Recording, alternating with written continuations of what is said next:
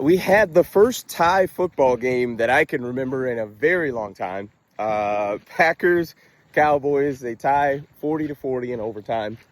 Um, I would imagine these two teams, although they both have the same result of a tie, couldn't feel any further from each other when it comes to how they feel about the game. For the Packers, it couldn't be any more of a letdown. You know that you were a defense that came out, dominated week one against the Lions, which I was sad to see. Played well against the Commanders, and since then you've been the Browns game you were pretty good, but it just you're not playing as well as you should be. To go 0-1-1 in your last two games against the Browns and the Cowboys is just that's not. That's bad. That is bad. If you're the Packers, you knew that was on the table to go for 40 because Dallas's defense is that bad. I mean, the Giants put up 38 points, something like that, on Dallas's defense, and that was with Russ at quarterback. I mean, they're awful. They're just flat awful defensively. So that was no shock. But on the flip side, with this vaunted defense that you have, to give up 40 points to the Cowboys with no CD Lamb is not that's not a good formula. That is very concerning. And also too, I think the biggest shock was not only the 40 points, but you got no pressure on Dak Prescott. That man was relaxed as can be in the pocket with the same two pass rushers that I saw terrorizing Jared Goff. So that's the thing that would probably be the most concerning is that you couldn't really get you should have had 4 or 5 sacks on Dak Prescott and got, I believe it was, I know Micah got 1 sack. I'm not sure if anyone else got any other sacks. It's just not a good performance. And you would think after having that loss to the Browns, which was embarrassing. I made a video about that too. It's it's the NFL. It happens. Weird things happen. But you should have been ticked off and coming out and playing with your hair on fire against Dallas. So many things going in your favor. Micah's returning. He gets to play Dallas again. He's coming back to, Jerry's world. Dallas just flatly stinks. So many things that were going in your favor, and you couldn't go in there and hold them to 35 points. That part is crazy. So just you can't feel great about that if you're a Packer fan. And for the Cowboys, they couldn't be happier. Like I said, I mean, literally everything I just said about the Packers, just flip it around for the Cowboys. You're happy you were able to protect Dak. You scored 40 points without CeeDee Lamb. I mean, you hung with a team that many have penciled in as the NFC representative in the Super Bowl. And you held them to a tie. And really, if that clock operator is just 1 second slower, you win that game. Because Jordan Love and Matt LaFleur are having an absolute meltdown at the end of the game and almost blew that game. So I think 2 things. Number one, Brian Schottenheimer needs more respect. And I'll be the first one to sign up for it because I was someone who was looking at that hire, laughing at the Dallas Cowboys. And here's the thing. They don't look incompetent, right?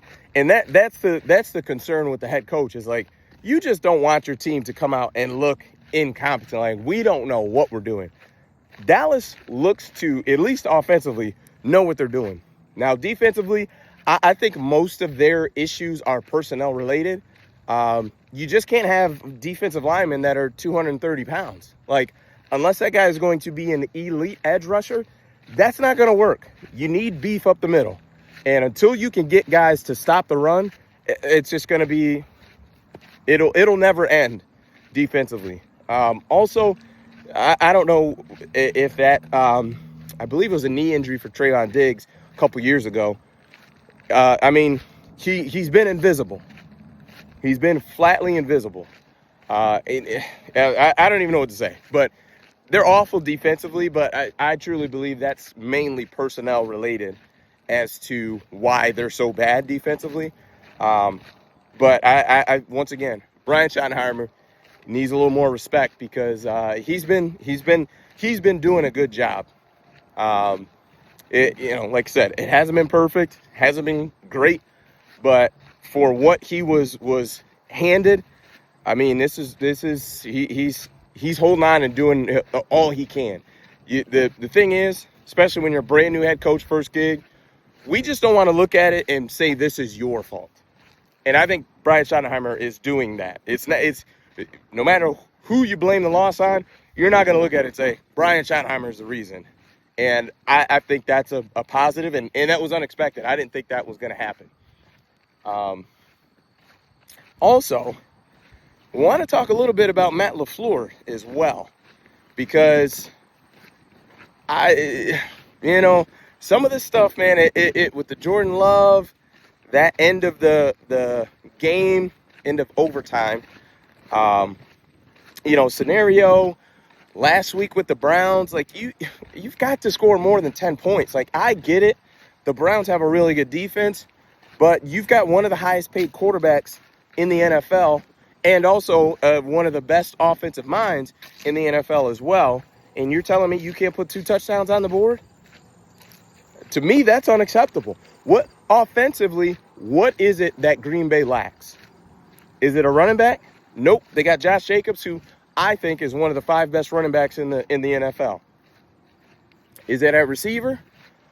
Well, they've got 2 or 3 guys who are probably, B-level receivers, right? Not a 1A, not a go-to guy, but they've got enough where, they're not lacking by any stretch.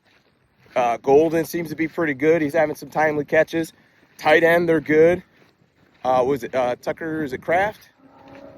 The O-line is solid. I mean, what are you missing that you can't score 14 points on the Browns defense?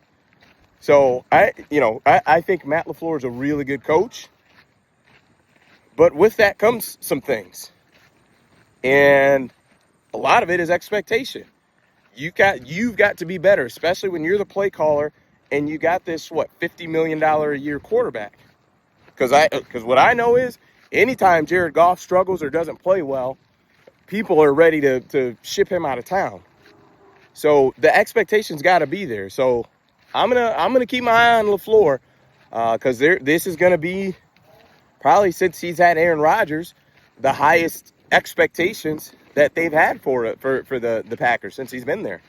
So people are expecting you to come out of the NFC. So if you don't, that'll be interesting. That'll be very interesting. But yeah, let me know your thoughts. That is it for me. Appreciate it. Peace.